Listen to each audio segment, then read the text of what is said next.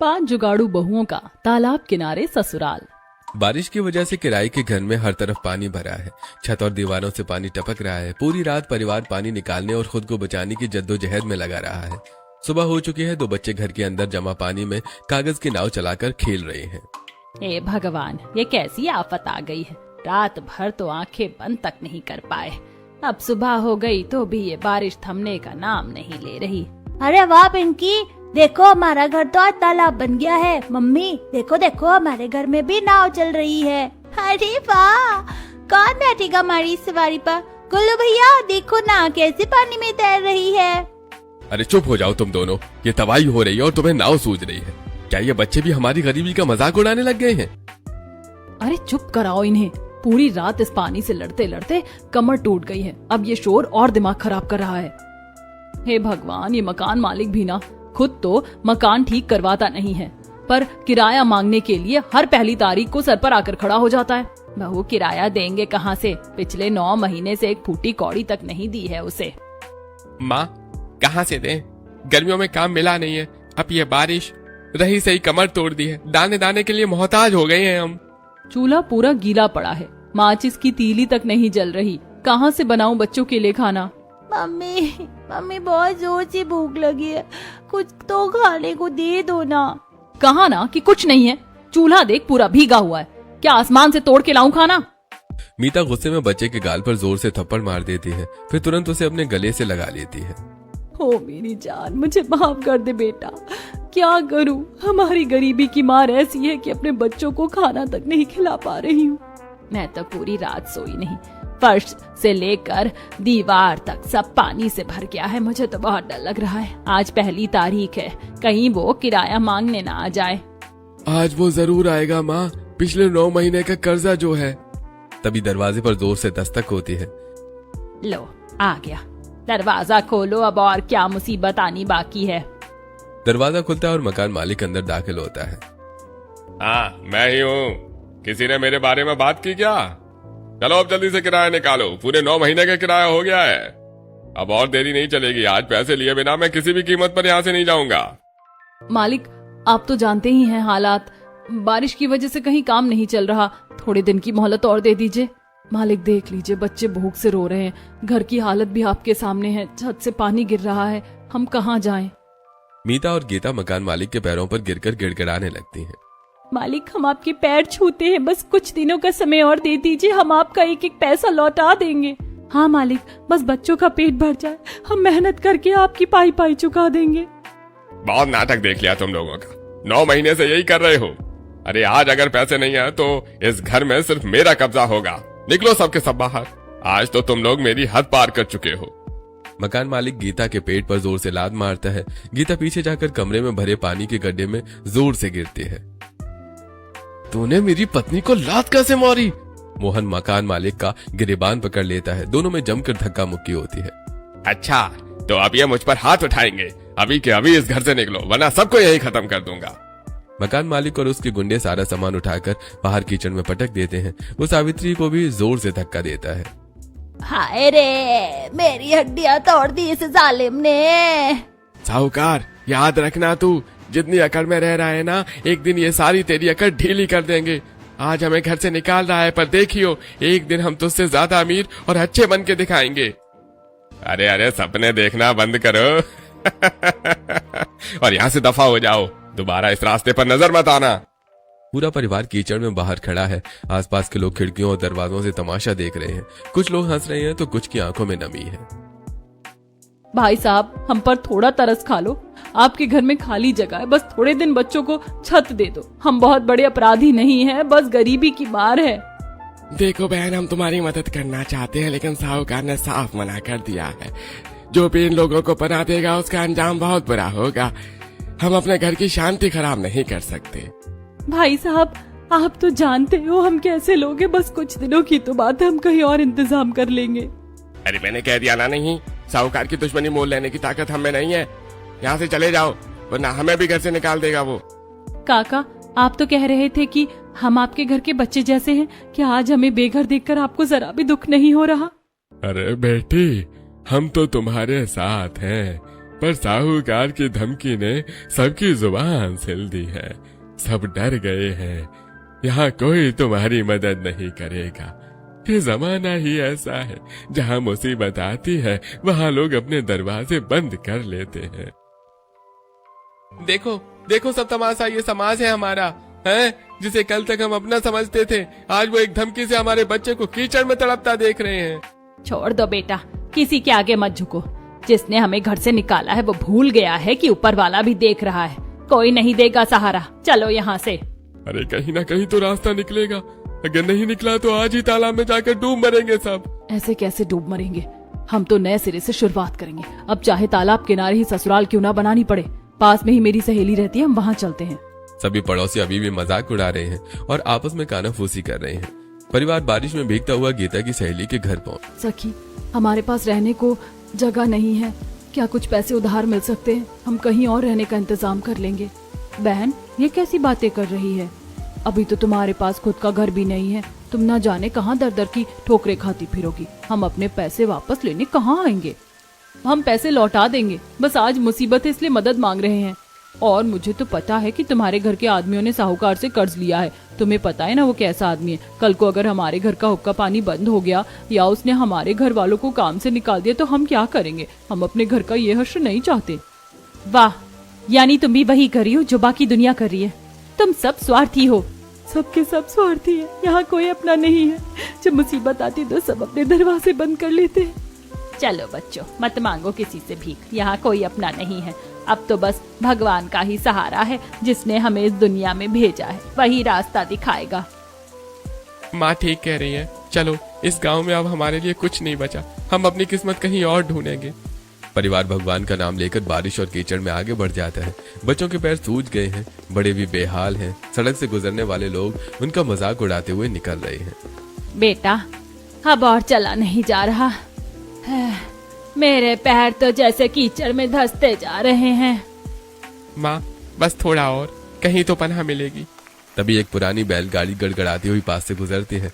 रामू हाथ हिलाकर उसे रुकने का इशारा करता है। अरे ओ भाई साहब, जरा रुकना, क्या थोड़ी दूर तक पहुंचा दोगे? अरे भाई, कहाँ जाना है? और इतने बड़े परिवार को लेकर कहाँ भटक रहे हो? 13 लोग हैं तुम लोग, इस बड़े कुनबे को कहाँ ले जा रहे हो? पता नहीं भैया, बस कोई रहने का ठिकाना ढूंढ रहे हैं। ऊपर वाला जहाँ ले जाए वहीं चले जाएंगे। मेरे पास तो सवारी के पैसे लगते हैं भाई, खाली नहीं चलता। बहुएं अपने फटे पुराने पल्लू और पोटली खंगालती हैं। बहुत मुश्किल से उन्हें 1 अठन्नी और 1 रुपया मिलता है। भैया, हमारे पास बस यही है, ये लो, इसी में हम सबको थोड़ी दूर तक पहुंचा दो। बच्चों की हालत बहुत खराब है। चलो भाई बैठ जाओ, इतनी भी बुरी किस्मत नहीं है तुम्हारी कि कोई हाथ न बढ़ाए। पर कहाँ जाना है ये तो बताओ। जो रास्ता दिखे वहीं चल पड़ेंगे। हम तो बस इस गांव की बदनामी और साहूकार की धमकियों से दूर जाना चाहते हैं। पूरा परिवार बैलगाड़ी में लद जाता है। गाड़ी धीमी गति से कीचड़ के बीच आगे बढ़ती है। सावित्री सिर पकड़कर बैठी है, जबकि बहुएं चुपचाप भगवान को याद कर रही हैं। बैलगाड़ी धीरे धीरे कीचड़ और झाड़ियों के बीच से गुजरती हुई एक पुराने तालाब के किनारे आकर रुकती है। अरे, ये जगह तो जानी पहचानी लग रही है। ये तो वही तालाब है जहाँ से हम पानी भरने आते थे। देखो, बारिश के कारण तालाब का पानी बढ़कर किनारे तक आ गया है। वो देखो पुरानी झोपड़ी, वही है ना जहाँ टाट पट्टी और फटी बोरियों से मछुआरों ने अपना ठिकाना बनाया था। हाँ, याद आया, पिछली बार हम यहाँ आए थे तो मछुआरे यहीं रहते थे। मछली पकड़ते समय मछलियों को इकट्ठा करने और बारिश से बचने के लिए उन्होंने इसे बनाया था। लेकिन हम यहाँ रहेंगे कैसे? हम इतने सारे लोग हैं, ये झोपड़ी कितनी छोटी है, और क्या मछुआरे हमें यहाँ रहने देंगे?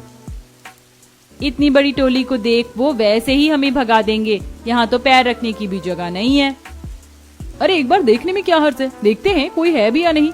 और जब कुछ नहीं होता तो तिनके का ही सहारा होता है। मुसीबत में इंसान को जो मिल जाए वही सही। ठीक कह रही है मीता, इस बारिश में भीगने से तो अच्छा है कि एक बार चलकर देख ले। आज की रात गुजारने के लिए छत मिल जाए तो बहुत है। झोपड़ी के पास बारिश की बूंदों की आवाज आ रही है। ओ भाई, कोई है क्या अंदर? अंदर से कोई जवाब नहीं मिलता। रामू और सोहन सावधानी से अंदर झांकते हैं।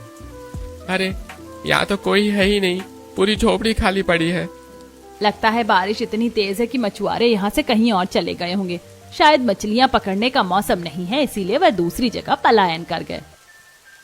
चलो, जो भी है, आज की रात तो सर ढकने के लिए जगह मिल गई। सूरज डूबने को आया है और सुबह से हम भटक रहे, ना रोटी खाई है ना पानी पिया। आज रात के लिए क्या ही बुरी जगह है ये। कम से कम बारिश से तो बचेंगे, रात भर की तो बात है, सुबह होते ही कुछ ना कुछ सोच लेंगे। पर माँ जी देखो कितनी बदबू आ रही है, यहाँ चारों तरफ काई जमी है, फर्श पूरी तरह गीला है और ऊपर से पानी भी टपक रहा है। हाँ, यहाँ तो रहने के लायक हालात नहीं है, बच्चे भूख से बिलबिला रहे हैं और ऊपर से ये सीलन। हाँ, हम 13 लोग यहाँ कैसे रहेंगे? यहाँ तो पैर रखने की भी जगह कम पड़ रही है।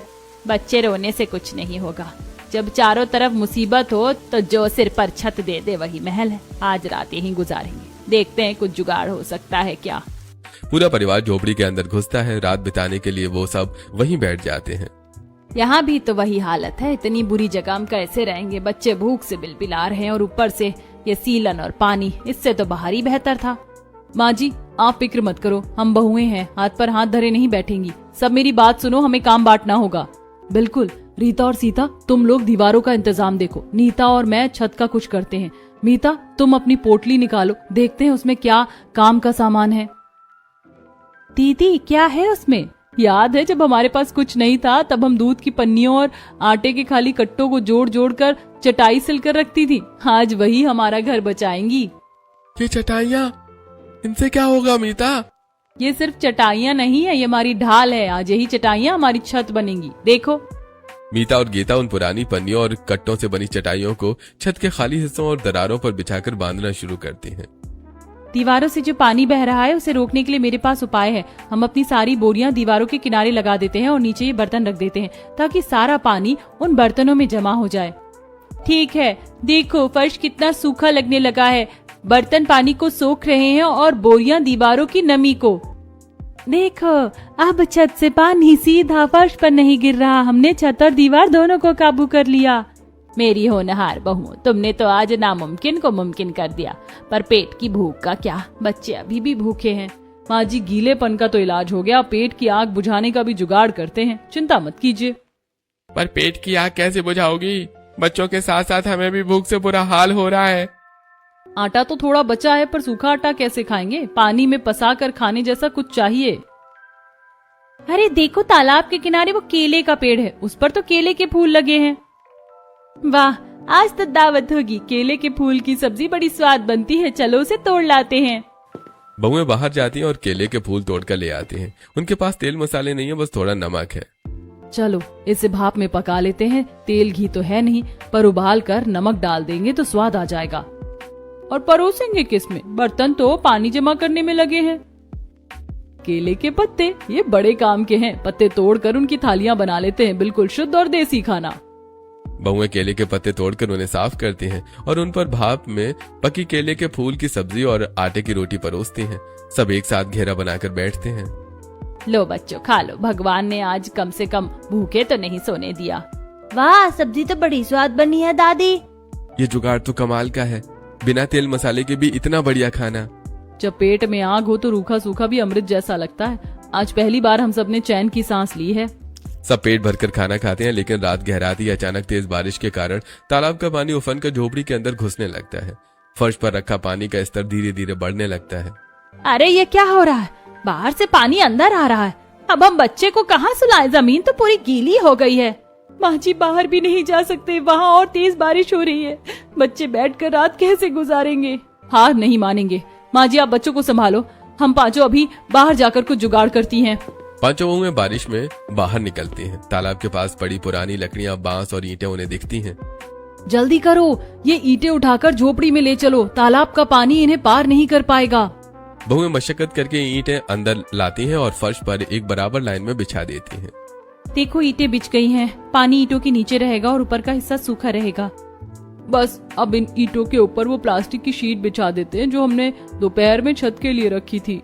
वो प्लास्टिक की शीट ईंटों के ऊपर बिछा देती हैं, जिससे एक सूखा और सुरक्षित ऊंचा प्लेटफॉर्म तैयार हो जाता है। लो अब यहाँ बच्चों को सुला दो, ये जगह सूखी और सुरक्षित है। कम से कम अब नीचे से पानी बच्चों को नहीं छुएगा। धन्य हो मेरी बहुओं, तुम लोगों ने तो मौत के मुंह से भी रास्ता निकाल लिया। इस रात का भी जुगाड़ हो गया। बच्चे उस सूखे प्लेटफॉर्म पर सुरक्षित सो जाते हैं। बाहर बारिश जारी है, पर अंदर परिवार ने एक बार फिर हिम्मत से जीत हासिल कर ली है। झोपड़ी के अंदर बैठा परिवार सहम जाता है। ये साहूकार तो कम से कम बेइज्जती कर रहा था, हाथ पैर चला रहा था। ये मछुआरे तो हमारी हड्डी पसलियां तोड़ देंगे, मार मूर देंगे, हमें पता भी नहीं चलेगा। तुम सब विधवा हो जाओगी। अरे तुम लोग शांत हो जाओगी कि नहीं होगी शांत? पहले देखने तो दो आखिर कौन है। डर कर बैठने से कुछ नहीं होगा। बहुएं हिम्मत करके बाहर निकलती हैं। मछुआरे गुस्से में झोपड़ी की तरफ बढ़ रहे हैं। भैया राम राम। अरे राम राम, शाम शाम छोड़ो, हमारी गली से, हमारी झोपड़ी से रास्ता मोड़ो, फटाफट निकलो यहाँ से अभी के अभी। भैया हमारी आप बीती तो सुन लो। साहूकार ने कर्ज के बदले हमें निकाल दिया, हम बेघर हो गए। हमारे देखो छोटे छोटे 2 बच्चे, ये बूढ़ी माँ है, हम कहाँ जाए? हम तुम्हारी बहनें ही तो हैं। और देखो अभी तो रक्षाबंधन का त्योहार भी आ रहा है। अरे अरे, तू शांत हो जाओ, 2 मिनट तुम लोग शांत हो जाओ, इतना जोर से मत चिल्लाओ। हाँ बहन, अब बताओ कि साहूकार ने तुम्हें क्यों निकाला? क्या तुम्हारे पास कुछ भी नहीं बचा? और तुम्हारे आदमी क्या काम धंधा नहीं करते? मीता और गीता की आंखों में आंसू आ जाते हैं और वो अपनी सारी मुसीबतें और साहूकार का जुल्म मछुआरों को बताने लगती हैं। काम धंधा तो करते थे साहब, लेकिन गर्मी में फसल सूख गई। जो मालिक था उसने काम नहीं है कहकर निकाल दिया। अब बारिश ने खेतों को तालाब बना दिया है तो मालिक ने हमारी मेहनत की कमाई भी नहीं दी। हम दाने दाने को मोहताज हो गए हैं। मछुआरे परिवार की हाल सुनकर भावुक हो जाते हैं और उनकी आंखों में आंसू आ जाते हैं। बहन हमें माफ कर दो, हमने बिना तुम्हारी बात सुने ही तुम पर चिल्लाया, इतना बिना जाने ही तुम्हें इतना कुछ बोल दिया। हमसे बहुत बड़ी गलती हो गई। तुम लोग यहाँ आराम से रह सकती हो, जब तक कोई तुम्हें पक्का ठिकाना नहीं मिलता तुम यहीं रहो। कोई तुम्हें यहाँ से नहीं निकालेगा, जो निकालेगा उसे हम देख लेंगे। मछुआरा अपनी मछली पकड़ने वाली 2 टोकरियां और हुक आगे बढ़ा देता है। ये लो, ये टोकरियां और हुक तुम रखो, हम अपना कोई दूसरा ठिकाना देख लेंगे। हम हाथ के कारीगर हैं, कहीं भी पेट भर के खा लेंगे। हमारे पिताजी कहते थे, जिसे हाथ का हुनर आता है वो कभी भूखा नहीं मरता। पर भैया ये हुनर तो हमें आता ही नहीं, हम तो खेती बाड़ी जानते हैं। अरे हम सिखाएंगे तुम्हें, एक बार कोशिश तो करो। मछुआरे कुछ देर रुककर उन्हें जाल डालने और मछली पकड़ने का तरीका सिखाते हैं। जाल डालती ही मछलियां फंसने लगती हैं। अरे वाह अम्मा, देखो देखो कितनी बड़ी मछली, आज तो मछली पकेगी। भैया ये तो बहुत बड़ा काम हो गया, आप लोगों ने तो आज हमारी जिंदगी बचा ली। थोड़ी मछली अपने खाने के लिए रख लेना और बाकी बाजार में बेच देना। जितनी बड़ी मछली उतनी बड़ी अच्छी कीमत। अच्छा अब हम चलते हैं। मछुआरे राम राम कहकर चले जाते हैं। परिवार को तालाब के किनारे रहने का ठिकाना और कमाई का साधन दोनों मिल गए हैं। झोपड़ी के अंदर कल रात से जमा पानी के बर्तन अब भर चुके हैं। बहुएं अब काम में जुट गई हैं। चलो अब एक एक करके इन बर्तनों को खाली करते हैं। आज का दिन बहुत काम का है, हमें इस जगह को रहने लायक बनाना है। दीदी कपड़े सब गीले हो गए हैं, सुखाए कहाँ? कोई रस्सी भी नहीं है हमारे पास। रस्सियों का जुगाड़ हो जाएगा। हम सब अपने पेटीकोट के नाड़े निकाल लेते हैं, उन्हीं को आपस में जोड़कर लंबी रस्सी बना लेंगे। 5 बहुएं अपने पेटीकोट से नाड़े निकालती हैं और उन्हें आपस में मजबूती से बांधकर एक लंबी डोरी तैयार करती हैं। वो उसे तालाब के किनारे 2 पेड़ों के बीच बांध देती हैं। देखो ये जुगाड़ कितना बढ़िया रहा। अब इन पर अपनी सारी पन्नियां और गीले कपड़े सुखा देते हैं, धूप निकलते ही सब सूख जाएगा। आज तो हम सबकी जान बच गई। कल रात तो लगा था कि शायद ये रात कभी खत्म ही नहीं होगी, पर देखो आज हम अपने पैरों पर खड़े हैं।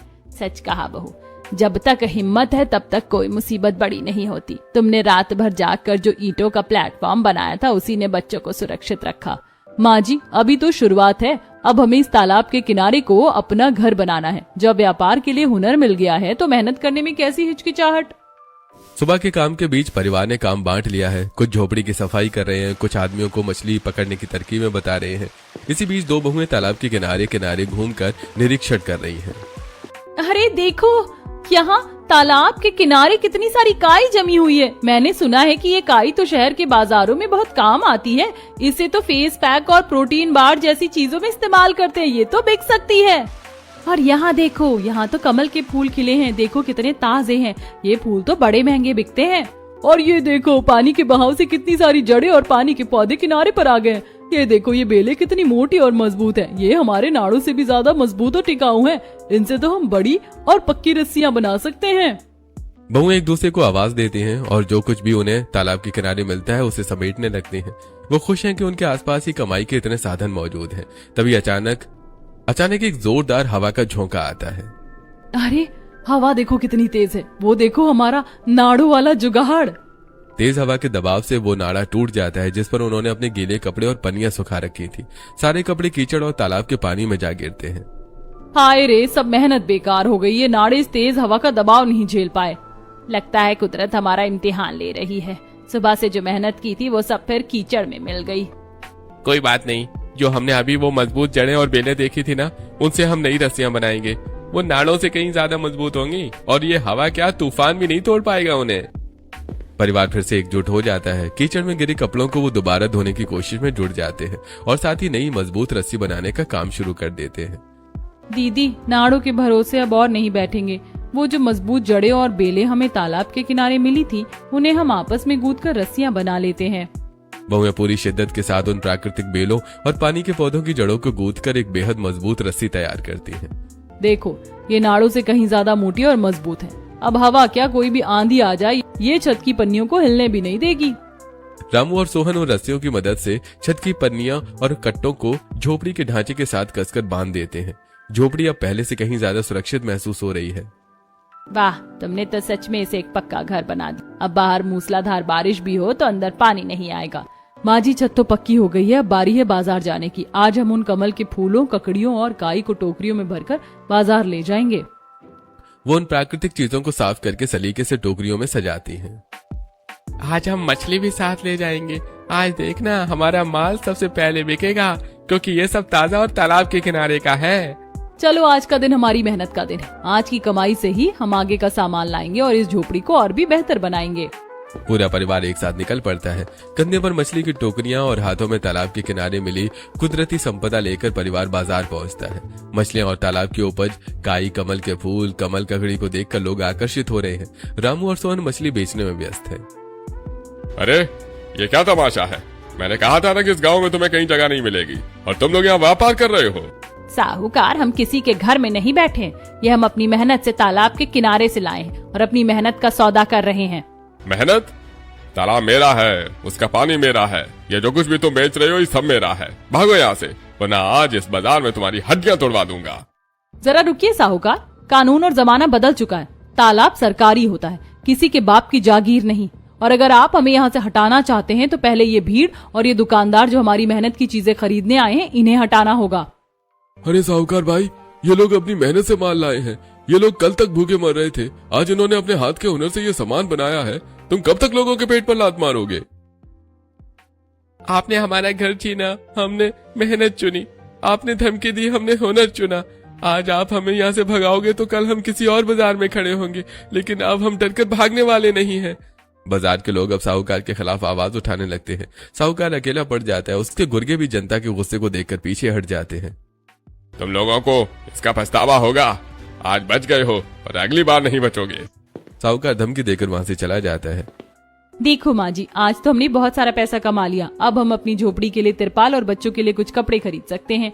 आज हमने सिर्फ पैसे नहीं कमाए हैं बेटा, आज हमने अपना खोया हुआ सम्मान वापस कमाया है। अब हमें कोई नहीं डरा सकता।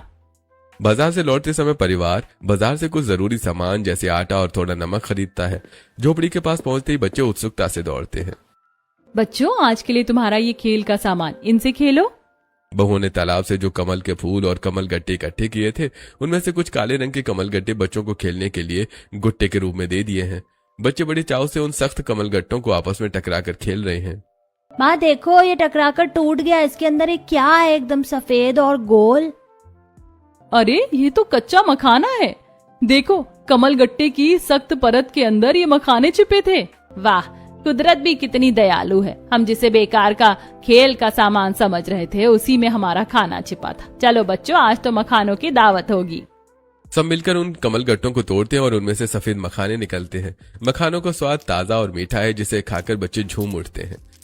आज बाजार से लाए आटे की रोटी और इस कमल गट्टे की सब्जी आज हम सब पेट भरकर खाएंगे। बहुएं चूल्हे पर कमल गट्टे की सब्जी पर चढ़ाती हैं और आटे की रोटियां सेकती हैं।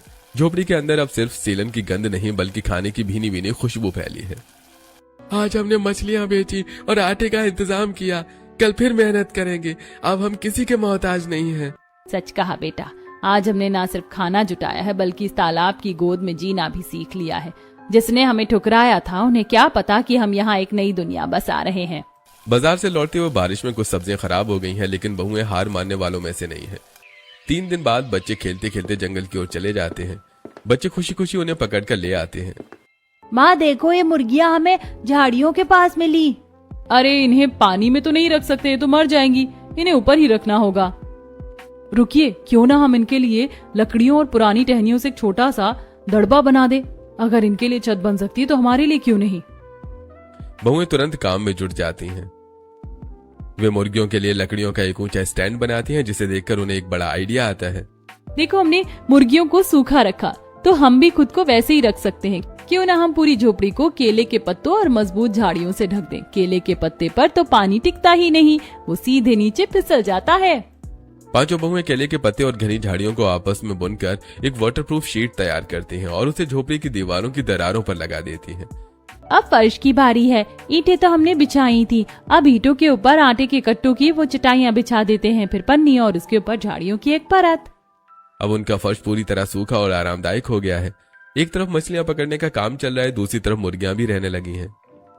सच में तुम्हारी हिम्मत ने इस टूटी झोपड़ी को महल बना दिया है। देखो कैसे आज हमारे घर में अंडे भी हैं, ताजा मछलियां भी हैं और ऊपर छत भी है। अब तो हम मछलियाँ पकड़कर बाजार में भी नाम कमा रहे हैं। लोग पूछने लगे हैं वो तालाब किनारे रहने वाला खुशहाल परिवार कौन है।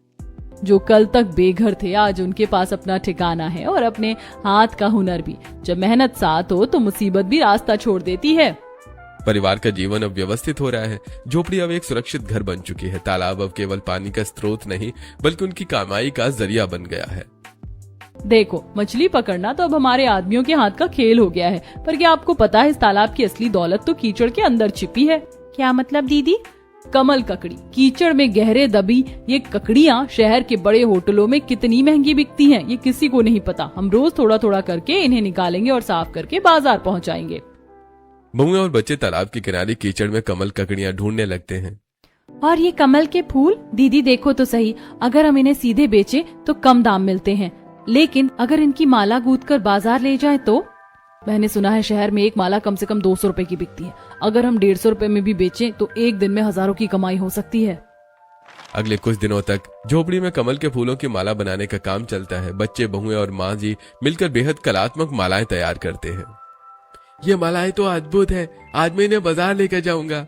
जाओ बेटा, मेहनत का फल हमेशा मीठा होता है। और हाँ, कमल के बीज भी साथ लेते जाना। अगली बार जब इन्हें पानी में डालोगे तो कुछ ही दिनों में नए कमल खिल उठेंगे। बाजार में रामू और सोहन जब मालाएं लेकर पहुंचते हैं तो उनकी ताजगी और खूबसूरती देखकर ग्राहकों की भीड़ लग जाती है। 150 रुपए की एक माला हाथों हाथ बिक जाती है।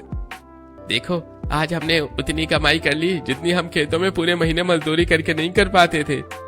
ये सिर्फ कमाई नहीं है, ये हमारा स्वाभिमान है। अब हमारे पास खाने के लिए आटा भी है, घर के लिए मजबूत छत भी और भविष्य के लिए एक बढ़ता हुआ व्यापार भी। कुछ महीने बीतते गए। अब तालाब का किनारा पांचों बहुओं ने मिलकर लकड़ियों, चारों तरफ गिलोय की बेलें और छोटे छोटे फूलों के पौधे लहला रहे हैं और झोपड़ी को कलाकारी से एक सुंदर और पक्का आशियाना बना लिया है। देखो, हमें नया घर बनाने की जरूरत नहीं है, बस इसे थोड़ा और मजबूत और सुंदर बनाना है। हमने अपनी मेहनत से इसे महल जैसा बना लिया है। बिल्कुल सही। ये झोपड़ी अब छोटी नहीं बल्कि हमारे हुनर का केंद्र है। हमने इसकी दीवारों में अपनी मेहनत और खुशियाँ जोड़ी हैं। बहुओं ने अब गांव की उन महिलाओं को भी साथ जोड़ लिया है जो बेरोजगार थी। दीदी देखो, गांव की 5 महिलाएं हमारे साथ जुड़ गई हैं। अब और भी तेजी से मकानों और कमल ककड़ी की मालाएं तैयार कर पाएंगे। आज झोपड़ी के बाहर रौनक है। सब लोग एक साथ मिलकर काम कर रहे हैं। मखानों की मिठास और मेहनत की महक हर तरफ फैली है। लेकिन दोस्तों, क्या आपको पता था कि कमल के पत्तों और डंठलों के नीचे मखाने छिपे होते हैं जो स्वास्थ्य के लिए कितने पौष्टिक